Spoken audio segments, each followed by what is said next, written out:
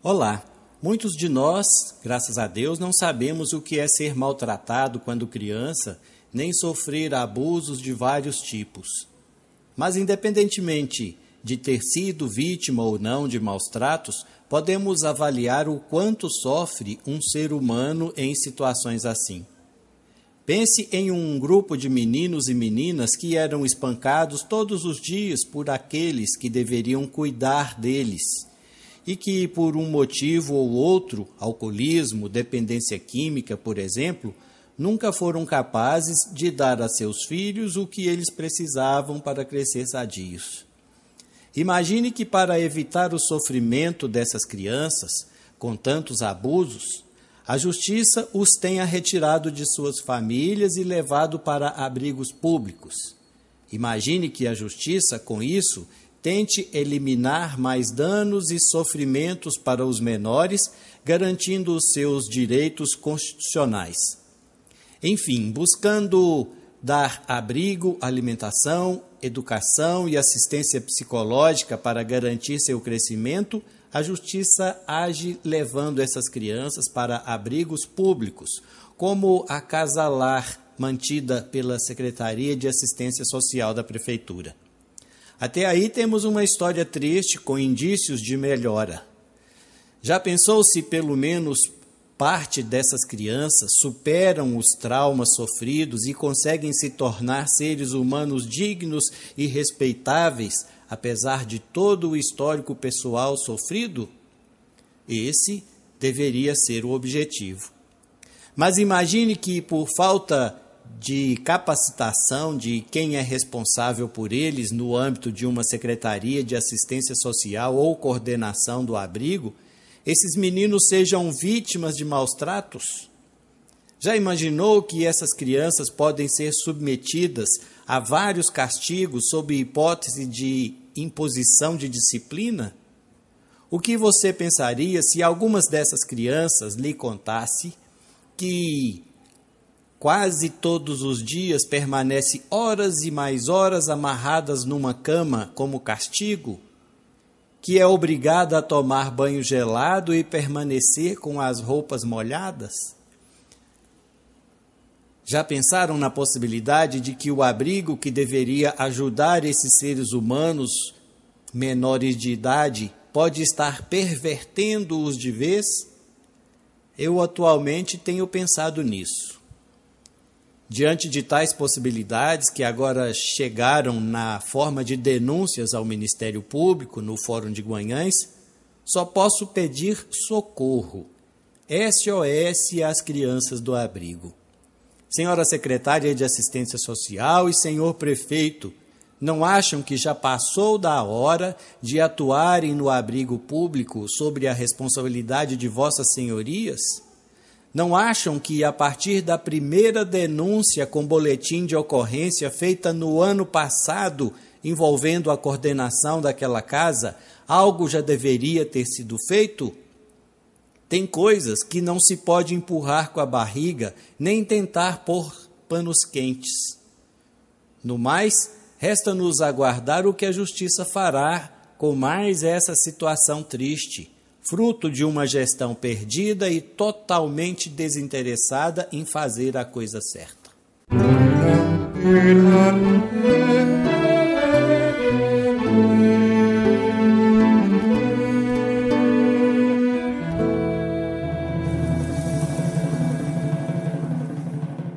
Sempre que posso, entro no portal da Transparência do Governo Federal e faço algumas consultas e pesquisas.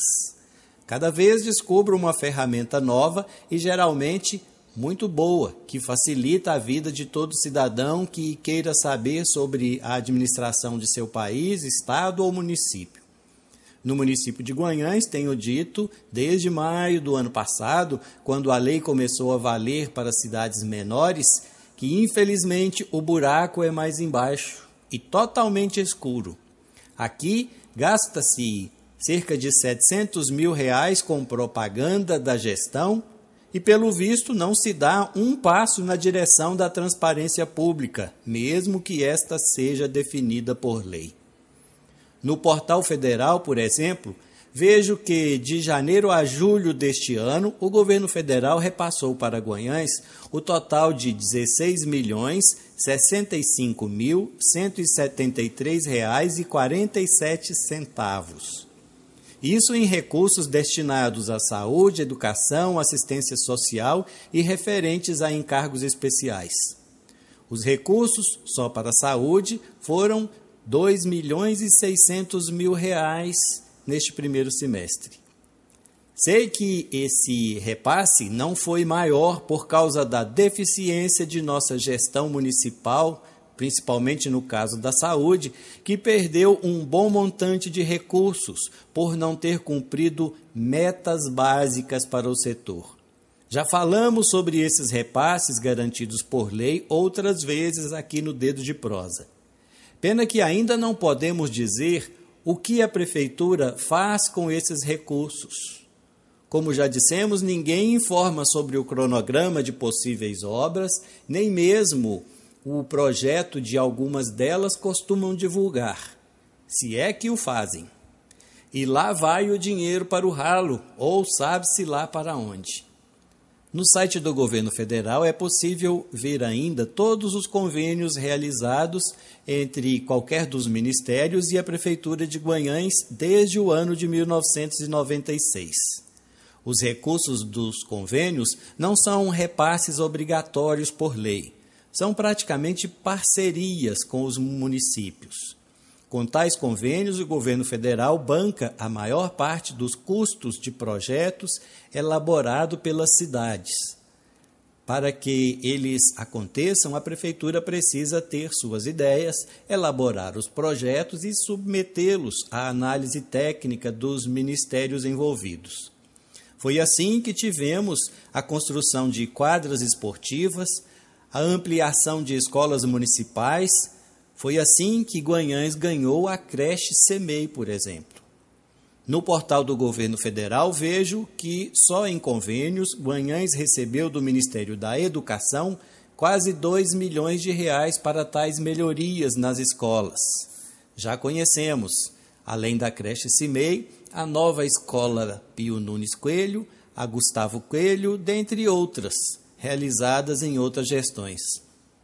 Foi por meio de convênios incluídos no PAC, o Programa de Aceleração do Crescimento do Governo Federal, que o SAAI conseguiu deixar a cidade com 100% de água tratada e construir a estação de tratamento de esgoto e a parte da rede coletora. Foram mais de 5 milhões de investimentos federais desde 2008 e até 2013. Atualmente, há convênios abertos com o SAAI para a conclusão do sistema de esgoto. Parte dos recursos não foram repassados porque aguardam que a autarquia municipal faça sua parte no convênio, licite e comece as obras. Um deles tem o prazo definido para até o final deste ano, ou seja, a Prefeitura vai ter de pedir prorrogação. Isso se quiserem mesmo fazer a obra e não ter de devolver os recursos. Enquanto isso, nossa Prefeitura não nos mostra dados sobre seus projetos, não mostra como gasta o dinheiro que recebe, seja de repasses federais ou dos impostos que arrecada, como IPTU, taxa de iluminação pública, taxa de lixo, dentre outros que todos pagamos. O complicado é que os convênios que estão vigentes ou em execução são antigos. Pelo visto, nossa administração, que se gabou de ser organizada e muito articulada, não conseguiu ajustar nenhum convênio novo de relevância com o governo federal. Acho que alguém não esteve nos treinamentos realizados no começo do mandato. Lembro que uma das primeiras viagens que fizeram, o prefeito Ladinho e a vice-prefeita doutora Meire, além de alguns secretários, foi justamente para Brasília, no começo do ano passado, para evento onde o governo federal se empenhou para orientar os dirigentes municipais para executarem bons projetos e sobre os encaminhamentos certos para agilizá-los. Pelo visto, os emplumados da prefeitura vieram ao Distrito Federal na ocasião só para fazer fotos nos gabinetes dos deputados. Deputados que agora nos pedem votos. Um convênio que consta lá no site federal como em execução é praticamente um velho conhecido meu. Ele foi assinado em 2010 na gestão do prefeito Oswaldo de Castro. No começo de 2012, eu ainda não estava no Dedo de Prosa, mas em meu blog cobrei do então prefeito a construção do Espaço Mais Cultura, alvo daquele convênio que tinha sido incluído entre as prioridades do Ministério da Cultura. O prazo para a construção foi prorrogado e em junho de 2012, a prefeitura recebeu a primeira parcela, exatos 225 mil para a obra. Alegando o período eleitoral, a obra ficou para o mandato do atual gestor, o Ladinho, que já recebeu esses recursos, embora tenha jurado de pés juntos que encontrou a prefeitura zerada das mãos de seu agora aliado Oswaldo. Em junho do ano passado, o secretário de Cultura desta gestão me disse pessoalmente que o espaço seria licitado em agosto de 2013. Há cerca de 3 meses, ouvi do vereador Evandro Lotti que, enfim, a obra começaria em agosto deste ano. E...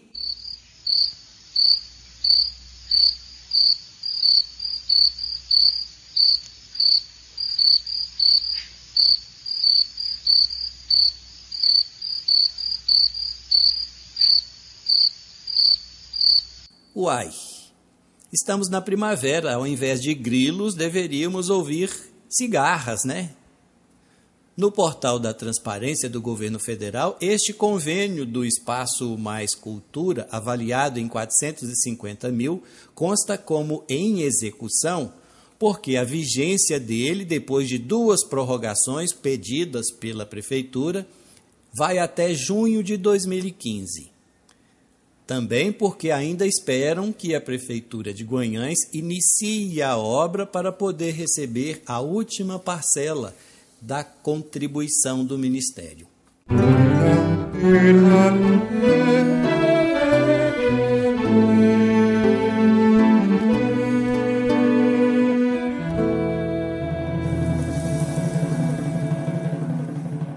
Perguntaram-me sobre o que espero de quem vai ocupar a presidência da República a partir do ano que vem. Eu sinceramente espero que ela ou ele não deixe o Brasil perder as coisas boas que conseguiu com tanta dificuldade, como a diminuição da fome, do analfabetismo, da desigualdade social, dos avanços como o ProUni, o Pronatec e tantos outros. Mas eu, se pudesse fazer uma carta para quem vai assumir o mandato e governar o Brasil a partir de 2015, eu escreveria em letras garrafais: por favor, atente para o resultado do plebiscito popular realizado na primeira semana de setembro por várias entidades brasileiras. Se possível, como chefe da nação, assuma a responsabilidade e encaminhe ao Congresso o plebiscito sobre a Constituinte exclusiva para a reforma política.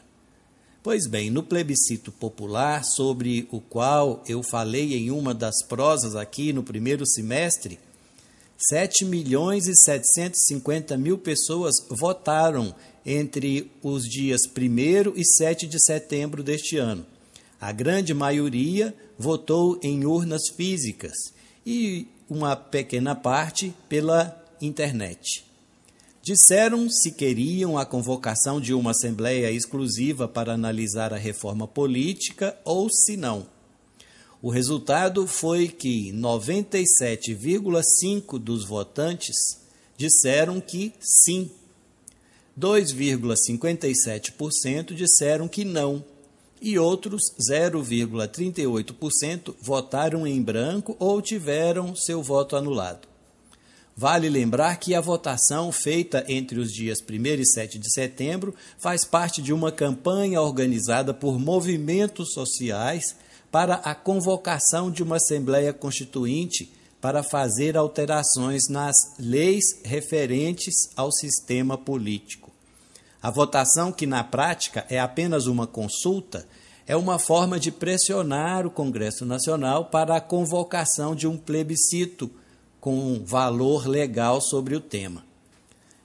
Eu entendo, assim como milhões de brasileiros, conforme o resultado dessa consulta, que a estrutura do poder político no Brasil e suas regras de funcionamento não permitem que se avance para mudanças profundas no país.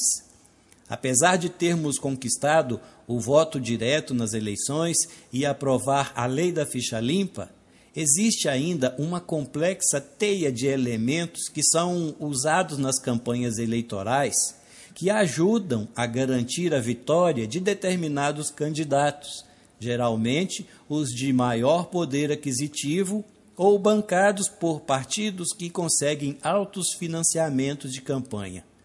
O ousado plebiscito realizado mostra que há apoio popular para que possamos ter uma nova Constituinte exclusiva e aí sim lutarmos pelas mudanças que precisamos e, como já disse, não depende de quem vai ocupar a presidência e sim do Congresso. A campanha dos movimentos sociais conseguiu superar uma série de dificuldades. Tiveram de superar um boicote da grande mídia, que boicotou a comunicação do plebiscito durante todo o tempo, tiveram que fazer a consulta durante um período eleitoral, quando outros temas estão na pauta. Ainda assim, mobilizaram quase 8 milhões de brasileiros em várias partes do Brasil. Plebiscito significa decreto do povo, convocado antes da criação de uma norma que os deputados e senadores têm de decidir. O plebiscito, cujo nome vem do latim, significa decreto da plebe, no caso, o povo. É convocado antes de uma criação da norma, seja ato legislativo ou administrativo. Os eleitores são convocados para opinar sobre um determinado tema, para que os legisladores definam a questão. Nos últimos 20 anos, no Brasil, houve um plebiscito em 1993 e um referendo em 2005. A Constituição de 88 estabeleceu a realização de um plebiscito para que os eleitores opinassem sobre qual o sistema de governo deveria ser adotado no país: monarquia parlamentar ou república, parlamentarismo ou presidencialismo. A consulta popular foi feita em 1993 e venceram a república e o presidencialismo que temos hoje. Há 8 anos, pressionado pela cobrança da sociedade sobre a segurança no país, o Congresso Nacional aprovou o Estatuto do Desarmamento com uma cláusula determinando a realização de referendo sobre a liberação da compra de armas. Isso foi em 2005, quando os eleitores foram consultados sobre a proibição da comercialização de armas de fogo e munições. Na ocasião, as opções eram sim, a favor da proibição, ou não, contra. A maioria do eleitorado optou pelo não. No Brasil, a legislação determina que a realização de plebiscito deve ser proposta e aprovada por decreto legislativo, aprovado pelo Senado e pela Câmara. Só com a autorização do Congresso Nacional, os eleitores serão chamados a opinar. O Executivo pode sugerir, mas o Legislativo é que define, inclusive, o que vai ser perguntado ao eleitorado. É por isso que eu pediria a quem vai exercer a presidência, a partir do ano que vem, que encaminhe a sugestão para o Congresso. Isso é o que eu espero que aconteça para dar início a outras mudanças necessárias para nossa democracia deslanchar de vez. Se o povo entender que os atuais congressistas não têm condições, pelo envolvimento e interesse, de alterar as regras eleitorais atuais, e que é melhor escolhermos um outro grupo, se possível sem mandato e sem regalias, para aprovar tais mudanças, na tal falada reforma política, aí sim vamos avançar. Só espero que no próximo domingo todos nós saibamos votar em congressistas que compreendem as necessidades da reforma política e que aceitem ouvir a voz do povo sobre o assunto. Que votemos com muita sabedoria, então. Até a próxima prosa. Um abraço.